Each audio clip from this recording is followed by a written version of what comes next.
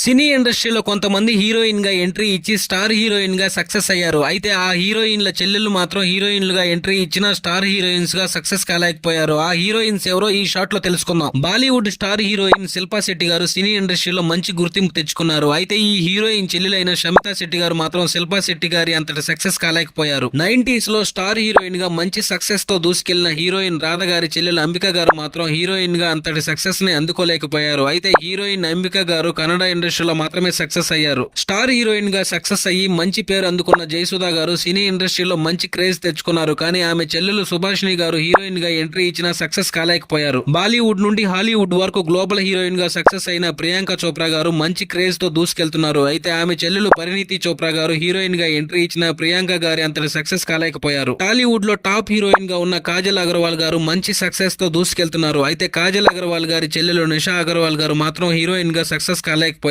అలాగే ఆర్తి అగర్వాల్ గారు హీరోయిన్ గా సక్సెస్ అయినంతగా ఆమె చెల్లెలు అదితి అగర్వాల్ గారు సక్సెస్ కాలేకపోయారు. స్టార్ హీరోయిన్ శృతి హాసన్ గారి చెల్లెలు అక్షర హాసన్ గారు హీరోయిన్ గా ఎంట్రీ ఇచ్చిన శృతి హాసన్ గారి అంతటి సక్సెస్ కాలేకపోయారు. బాలీవుడ్ సీనియర్ హీరోయిన్ కాజోల్ గారు సినీ ఇండస్ట్రీలో మంచి క్రేజ్ తెచ్చుకొని సక్సెస్ అయ్యారు. కానీ ఆమె చెల్లెలు తనీషా ముఖర్జీ గారు మాత్రం సక్సెస్ కాలేకపోయారు.